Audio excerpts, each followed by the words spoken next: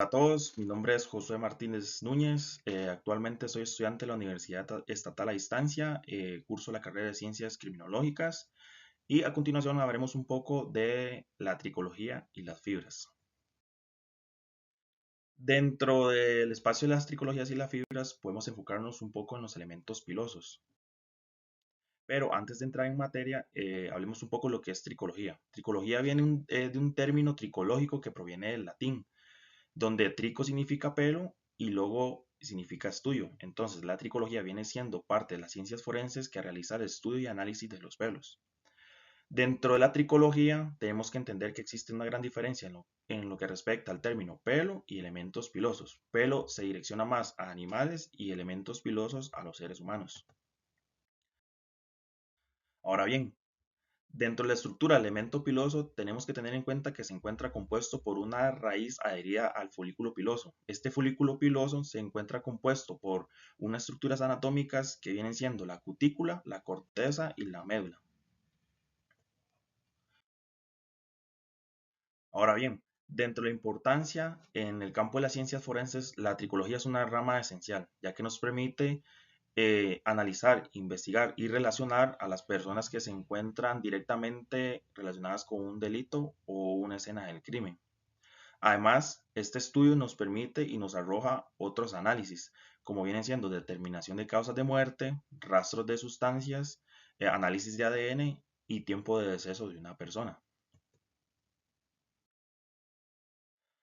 Ahora, para la recolección y levantamiento de los elementos pilosos, encontramos que es esencial tener el equipo de protección personal, que viene siendo guantes, gorro, traje, lentes de seguridad, tapabocas. Además, es necesario lo que viene siendo utilizando una luz o un foco que esté aplicado de manera rasante. Esto es para poder ubicar los elementos pilosos.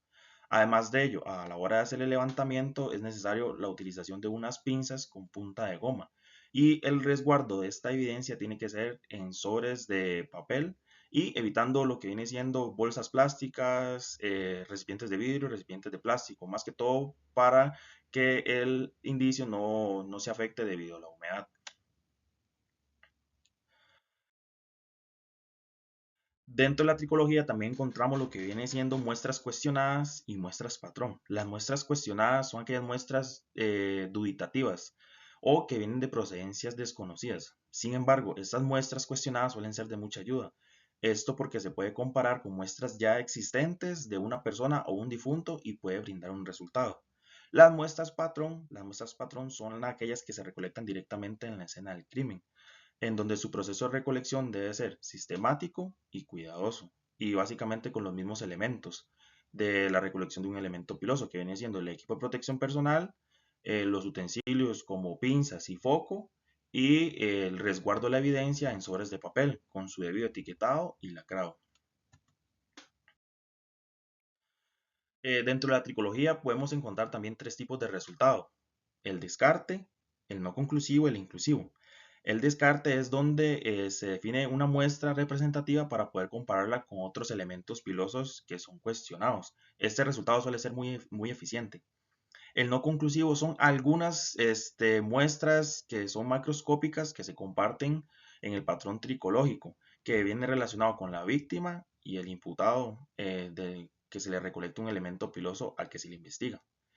En el inclusivo, encontramos que esto pasa donde todas las características macro y microscópicas se comparten tanto en el elemento piloso como en el elemento cuestionado. Ok, ahora bien, en tipos de ADN de la tricología podemos encontrar dos tipos: el nuclear y el mitocondrial. El nuclear es aquel que se realiza directamente de la raíz de los elementos pilosos. La cantidad de tejido de esta estructura facilita la obtención de resultado. Entre más raíz, mejor va a ser el resultado. Por otro lado, tenemos el ADN mitocondrial, que es donde existe ya una ausencia de la raíz o las células epiteliales, y por ello se necesita que el cabello sea mayor a 2 centímetros. Esto para poder realizar el estudio. Ahora bien, dentro de las recomendaciones para evitar la contaminación y prevenir la pérdida de evidencia, se necesita utilizar siempre el equipo de protección personal. Los elementos pilosos encontrados en diferentes procedencias deben ser separados para evitar la contaminación y confusión de las evidencias. También el acceso a la escena del crimen debe ser restringido. Y por otro lado, los indicios deben ser resguardados de forma segura, en donde estos no vayan a presentar ningún tipo de alteración. Ahora bien, ya terminado un poco sobre la que viene siendo los elementos pilosos, hablemos un poco de las fibras. Las fibras son aquellas estructuras filamentosas que se componen de tejidos orgánicos, ya sea vegetales o animales, así como las que han sido creadas por el hombre. Dentro de los tipos de fibra podemos encontrar las naturales y las vegetales, que son aquellas de origen natural, como por ejemplo el algodón, el coco, el sisal, entre otros. Y por otro lado también encontramos las de tipo sintético o artificiales, que son aquellas fibras que están compuestas por elementos no naturales y que son hechas por el hombre, como poliéster, expandex, hilos metálicos, entre otros. Ahora bien, importancia de las fibras. Las fibras dentro del ámbito forense son esenciales. Esto ya que viene el estudio y el análisis de las fibras puede relacionar a una persona o a una víctima con un hecho delictivo. Las fibras suelen ser pruebas indispensables en la vinculación de una persona en un hecho de un crimen o un delito como tal. Ahora bien, el levantamiento y el embalaje de las fibras. El correcto levantamiento de las fibras es indispensable. El uso igual de como en los elementos pilosos, eh, pinzas con punta de goma, también el equipo de protección personal para no contaminar la escena del crimen. Y por ningún motivo estas deben ser cortadas ni rasgadas. Se debe colocar totalmente la prueba como se recolectó en el sitio. El embalaje es importante. Debido a que los colores pueden ser diferentes de las fibras, por ende se recomienda colocar los sensores de papel con diferentes colores al color de la fibra, esto para no causar una confusión dentro de ellas y poder tomar mejor la muestra. Y estas deben ser documentadas y lacradas.